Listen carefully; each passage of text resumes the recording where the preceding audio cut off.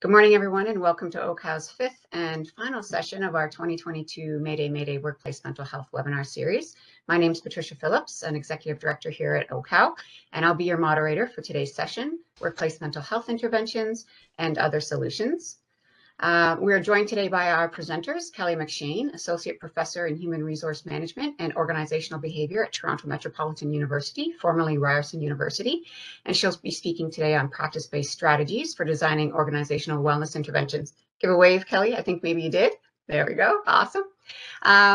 We also have Enzo Garitano, President and CEO of Infrastructure Health and Safety Association, the IHSA. Thanks. Thanks, Enzo. He'll be presenting today on building on successive surveys, a worthwhile investment. And then we also have Eduardo Huesca, Community Program and Outreach Coordinator here at OCAL, and Leonor Sedilio, Research Lead of the OMAFRA project here at OCAL, who will be presenting on supporting the mental health of Ontario agricultural workers.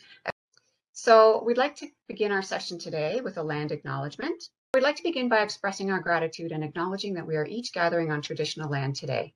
It's important for us all to remember that a land acknowledgement is more than just a symbolic gesture.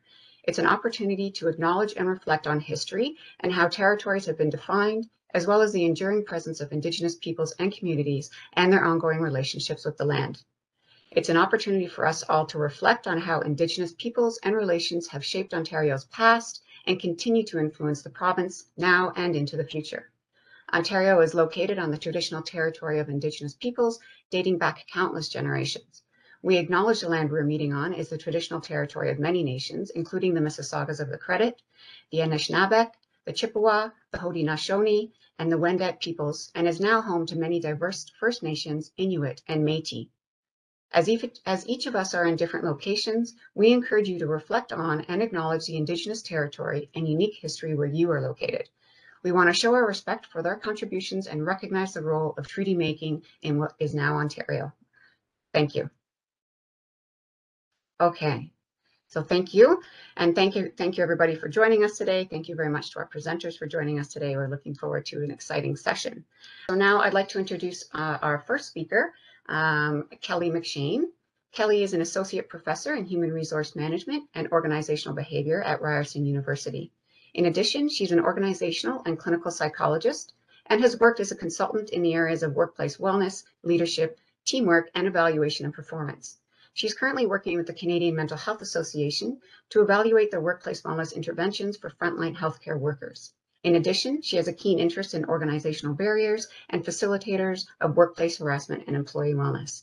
So thank you, Kelly, very much for joining us today, and I will turn it over to you to share your screen. Excellent. Good morning, everyone. I'm always trying to imagine who I'm speaking with because I can't always see you. So I will hopefully find a way to get around that. And I appreciate all of your questions and comments. And as Patricia said, feel free to write them into the chat box and I'm happy to answer them for you. So I have a long title, my apologies. I am, as academics, we like to have a lot of words. So at the end of the day, let me just walk you through what we'll talk about. So I've got 5 strategies that I'll introduce to you as ways to think about organizational interventions. I'm going to speak about a case example for you, one from Toronto Metropolitan University, or TMU, and I'll do my very best to apply it to a broader base of organizational wellness interventions. So if you have specific questions that perhaps you're having some trouble kind of transferring what I'm suggesting as strategies, I'm more than happy to answer those to you.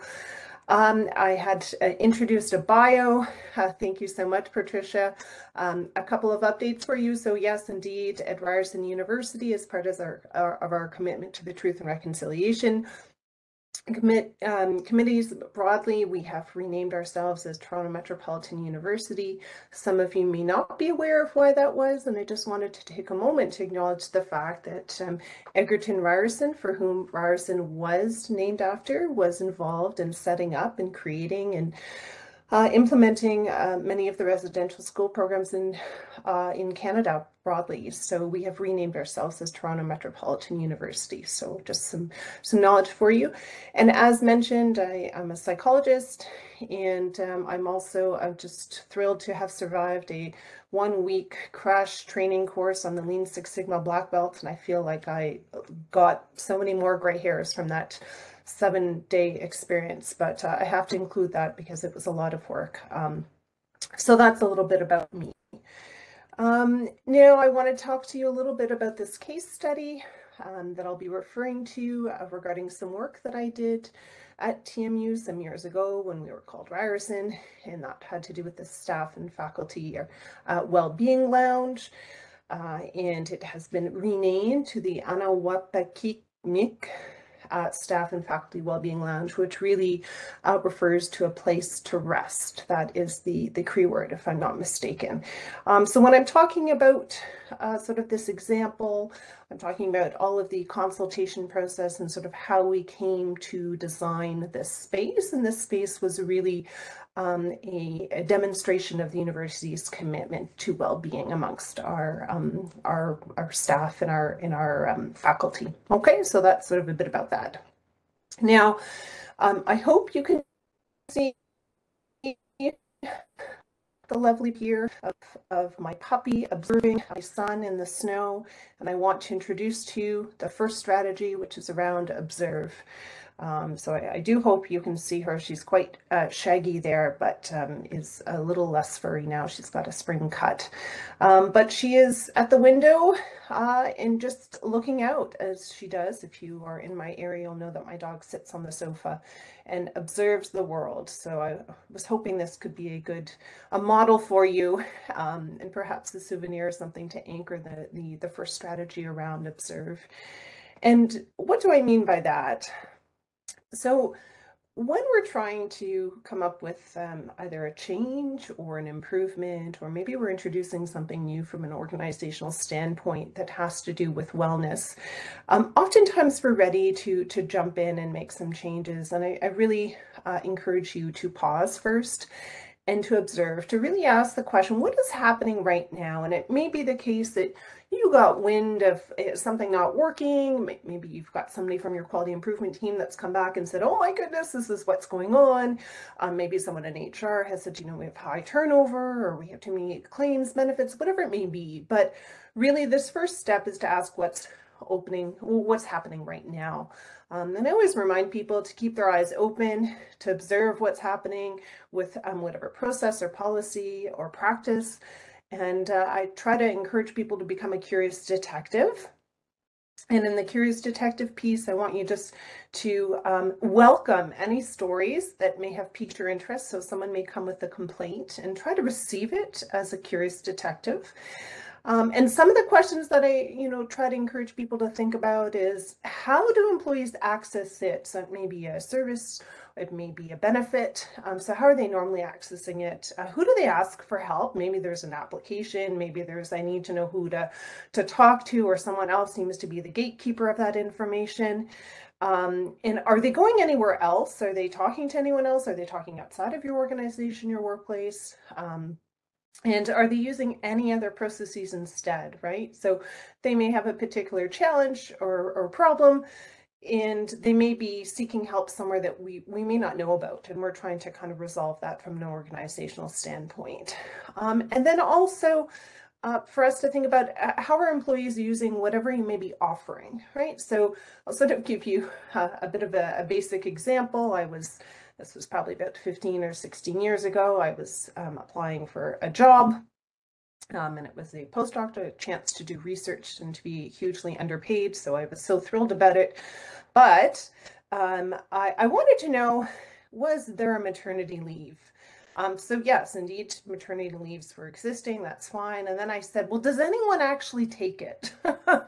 So I wanted to know that even if it's being offered, are people actually taking it? And so that's often a bit of an unusual question to ask, but sometimes with our benefits, there may be stigma or reluctance attached to accessing those. And so I wanted to know who was actually accessing the maternity leave. So there I was. I started in May and promptly went on maternity going to leave in January, so it was quite the experience. But anyways, so remember trying to be a curious detective, like my puppy here, Clover, sort of observing the world out there is what you're looking for.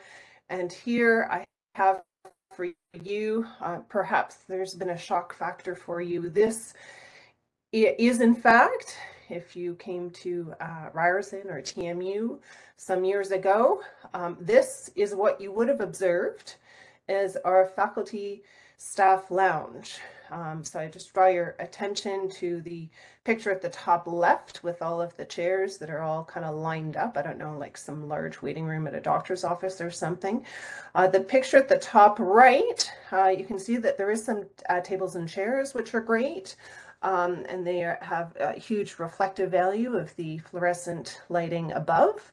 You'll notice that there is maybe a transom window back there at the left. I can't even remember. And the bottom left picture, you'll see what could be a lovely vintage historical kind of antique there. And I wasn't referring to the wooden display case. I was actually referring to the microwave, which some people felt actually radiated out of it. So those of you health and safety perhaps are laughing. And then most importantly, you'll see the bottom right-hand picture is what greets you when you walk into the room. And that's right, it is an extensive storage space. You'll notice that there are some sort of the glass block windows that give onto a hallway. So we certainly can go and see this place, and obviously it's a little bit easier because it's not a policy or a practice that you may have at your organization. We're talking about a physical space here, but this is what you would see. We also then went and camped out in this space for 3 days. We were sort of the butterfly or the wallflower. I'm not sure what metaphor you want to use, but we hung out and saw that over the 3 days, 115 new people came. Most people were using the space quite frequently, and we asked or observed what they did when they came in. So you may be fortunate to have a faculty or pardon me, a lounge, or perhaps it's a breakfast lunch room in your organization. And you'll see that most people went for lunch. Oftentimes people went to break and relax. Number 3 was a nap. You may not have thought of that. You may be laughing. There was much laughter, indeed, some quiet time, socializing. Many people indicated that they went to escape students. So I'm sorry if you were one of those students. It's not personal. And then sort of towards the end, some people were going to do either some informal or formal work. So that's the information we got from this very first step that, again, I said, be a curious detective, just go and observe. And I showed you some pictures. So from an organizational standpoint, as we met with the director of HR, we said, well, the current functions of this space are for lunch, break and relaxing, napping and quiet time, and socializing. And I don't know if you have ever had a conversation about napping at work. Maybe you have, but I can assure you that it was the most fascinating conversation of, is it appropriate or inappropriate for an employer to support employees to nap at work? So this was a very sort of accidental finding, but became quite crucial, and I'll sort of carry on and tell you more about that in a moment. So a couple of things that you may find when you observe is that there were some unexpected outcomes. So people actually had an interest in having a kitchen and washrooms because they saw this as the place they went for a break. It was most busy between 11 and 3. And then when the afternoon came, always those chairs at the back became couches and people took naps there. So they were, despite being quite awkward, they were quite meaningful. And then probably what I would consider the funniest story was how people came to access this room. So this is at the university, perhaps at your own workplace. You often need an ID badge to sort of swipe in to access different rooms. We're a very large urban campus and have multiple buildings, like in the Eaton Center almost. So we have our access card for many things. And so you need an access reader card. Shocking, but you need it at the door. But there was not sort of consistent access given to people on their cards. And what I mean by that is sometimes they work, sometimes they didn't work. So not very shocking. However, over the years, people had a workaround, and the workaround was named Maria. And Maria is actually a person, and in the services that was on the ground floor right beside the lounge. And Maria had keys. So Maria was the person that you would go to if you wanted to access that lounge and didn't have a key. Now, here's the thing with Maria. Maria doesn't work from 6 o'clock in the morning to 9 o'clock at night. I know you're not surprised by that, but no, we have decent working hours here at TMU. So if Maria wasn't there, then and your access card did not work, lo and behold, you could actually not access the space. And so this really came from our observations of watching how people entered the space or couldn't enter the space, and how lovely Maria would be coming by to unlock the door for people at various times. At the end of the day, people definitely wanted to have longer hours to access that were not tied to Maria's schedule. And also, you know, sort of in a humorous way, we didn't want it to quite be secretive and restrictive on who could access this room. So that was certainly some of the most unexpected outcomes from our observations. So after you're done the observing, you know, tightly linked to that is the who. And I like to remind people that workplaces, if you're looking at things from an organizational standpoint, I try to remind myself they're like an ecosystem. And so this is a picture here from a camping trip up in Grundy Lake, which is sort of north of Parry Sound, but not quite in Sudbury. And within this, we see many, many different aspects of nature.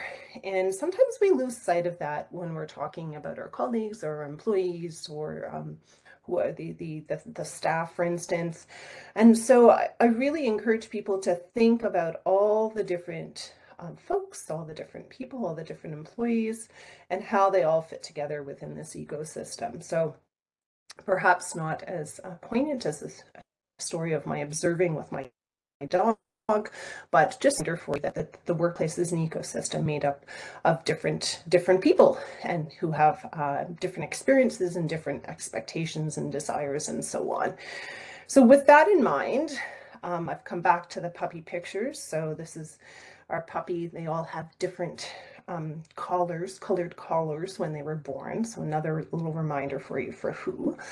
And what I mean by who, when you're thinking of your organizational interventions, is when we're thinking of this change, it's really for whom? Who is going to benefit from this? And we often talk about building that connection with not only the users of the policy program, or in our case, the physical setting, but also those people who are currently not using it. And I'll come back to that as being really key. So thinking of those who are using and not using it. So I'm always asking the question, who are we missing? Who will we now be able to support, right? So we're talking about a change or an implementation. Who will we lose, right? And then my favorite, and those of you may smirk at this, but who might we annoy with this change? Okay, because as soon as that we change a form, we change the path through which you have to travel down in order to sort of secure some benefit, whatever it may be, we inevitably will annoy someone. And I use annoy in a kind way. Hopefully you find that humorous. I really can't tell now because I can't see any of you, but I'll just assume at least one of you is smirking. In our case, we asked people to name the who's, and we met with them. We had a retreat with them. I'll tell you a little bit more later. And we talked about Nadia here. So Nadia was someone who currently was using this room. And Nadia worked in food services. Her job involved a shift all day. She was standing all day. It was very fast paced. She actually worked in the basement and there was no sunlight and poor air circulation. Okay, so when we're thinking of the program policy or service, we want to think specifically of Nadia. She's currently using it. We really want to, in some ways, retain her as someone who's using it. I'll say a little bit more about that in a second. And then there was another user, Natalie, who's a dear friend of mine, actually. And she was a non-user, so she would never go into this space. So she was someone who would not access this benefit or not access this policy, whatever it may be. We don't know. She's just not using it. So for her, she worked in a completely different location. She actually had her own office, so she could eat at her desk. If she had break time, she would just use it to go outside. And she always went for lunch somewhere else if she was meeting her friends, and she always brought her lunch with her. So she was someone who was not using this space. And so I remind you about this question, who is and who will be impacted? And I said, you want to ask who's missing, who would we now be able to support, who would we lose, and who might we annoy with this change?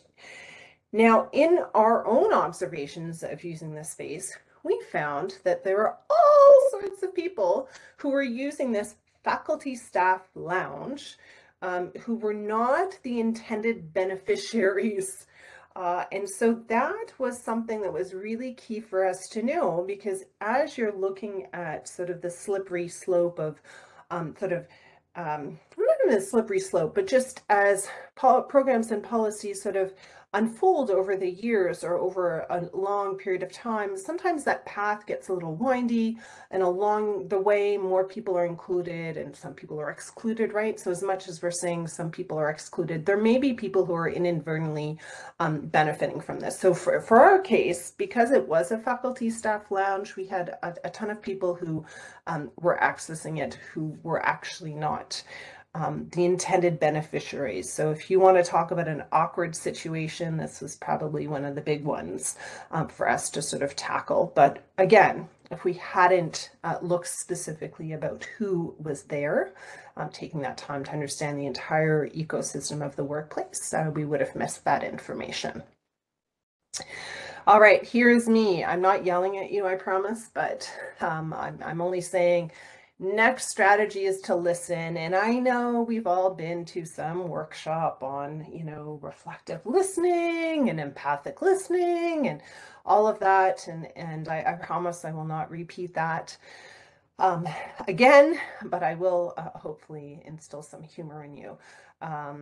So listen is the third strategy. And what I mean by that is just keep in mind that if you ask, people will typically speak up, right? So in our case, as I mentioned, we planned this retreat, and it was a dedicated time for key employees to really help us tackle this question. How might this space be transformed to support faculty and staff well-being? That was ultimately our question. And very clear recommendations from me are to ask specifically for what you want. So give very good instructions and set really clear expectations. You will note that there is a humorous graphic. I hope you can see it. And if you can't, because you're calling in, then I'm sorry you're missing it. But basically, there is a stick figure standing beside a box that says Pandora's box. And here's my word of caution. So if you're going to retain anything, maybe retain the fact that I have a puppy and that I have a word of caution about Pandora's box.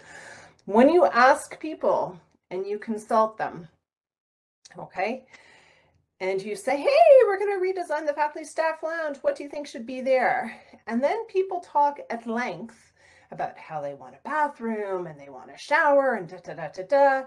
And you know for a fact that that is not something you can deliver on, then the fault lays with you. You have opened up Pandora's box. So you have not given appropriate instructions and you haven't set clear expectations. So let me give you a really clear example. When I took this consulting project, I said to the director of HR, I said, okay, so I understand you want someone to assist you with the consultation process, that you have some money earmarked for this renovation. I said, great. I said, my first question, do you have a plan already? Like, do you know what you want?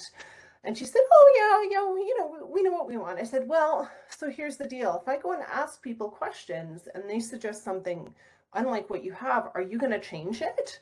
Well, and I said, well, here's the deal. I can only take the work. I can only take this project and help you if you're willing to make the changes based on what people will say.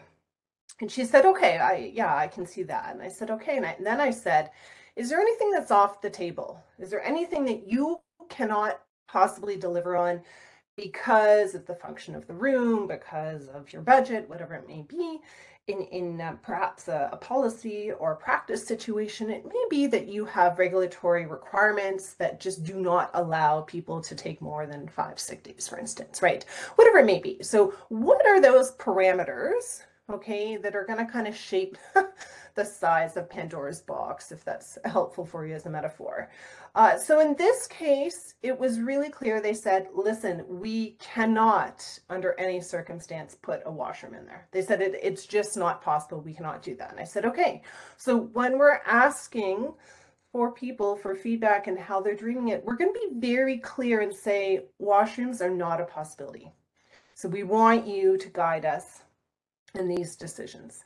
The other thing is towards the latter part of the consultation, we had developed a plan, and then we wanted to get people's feedback. And in the end, the only areas they could provide feedback on were which chairs we were going to select. And I know you're thinking that's slightly humorous, but in fact, we had a town hall and we had people come, we brought chair samples and we had them weigh in on which chairs they liked.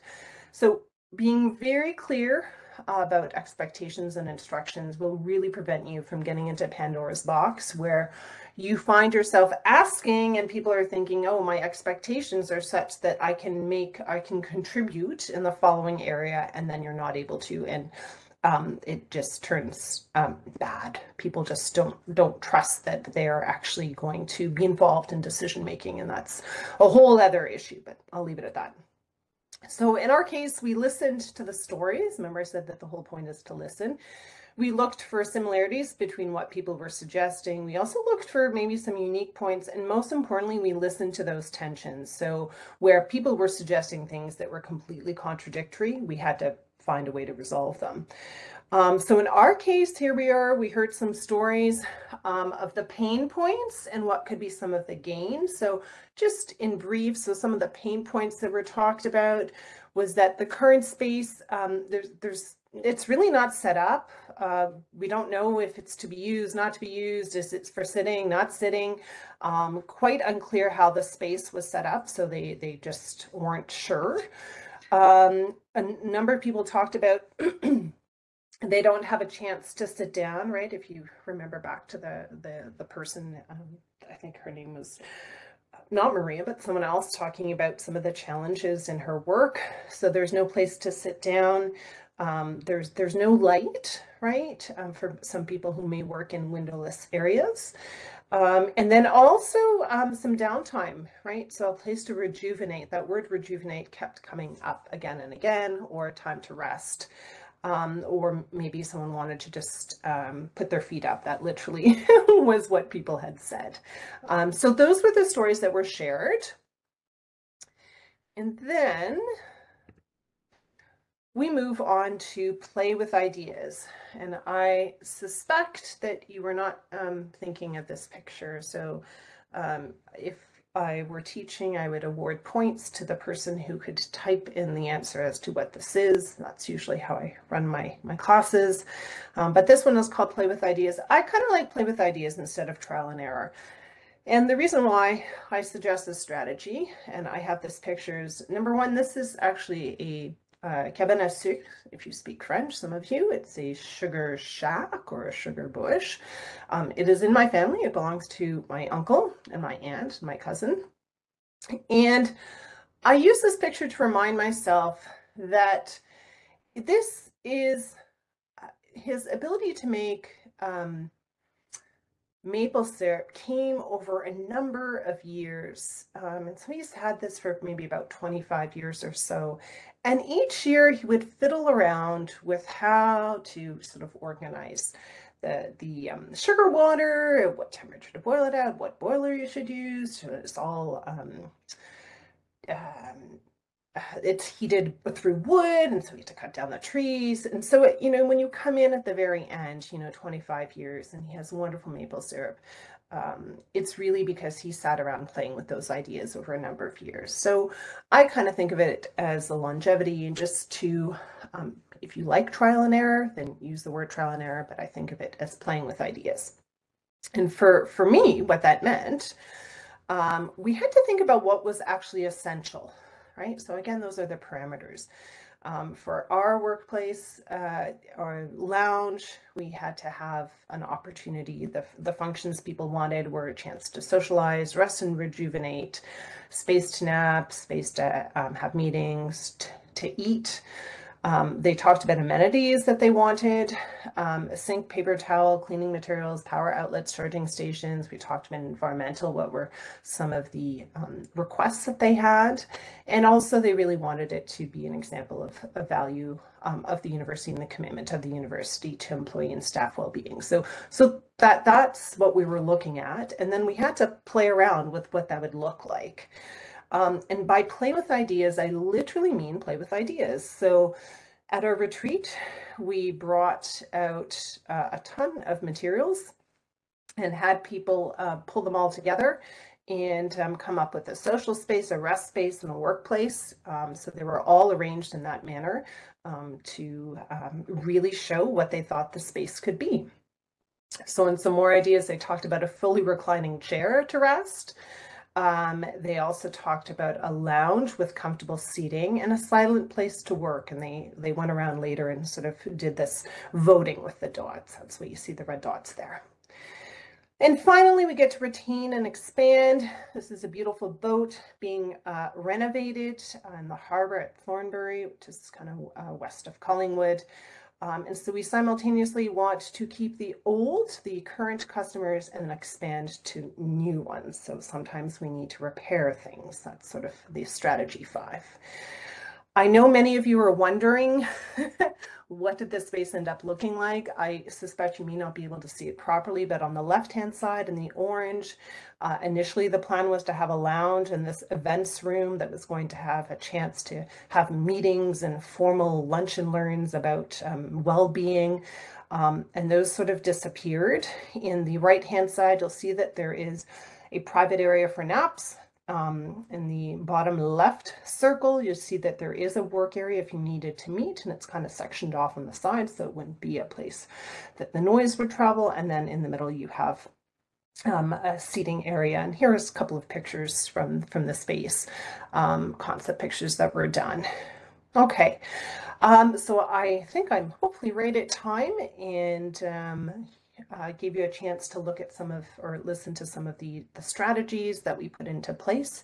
And I'm more than happy to answer any questions that you may have, either in person right now, or feel free to email me afterwards.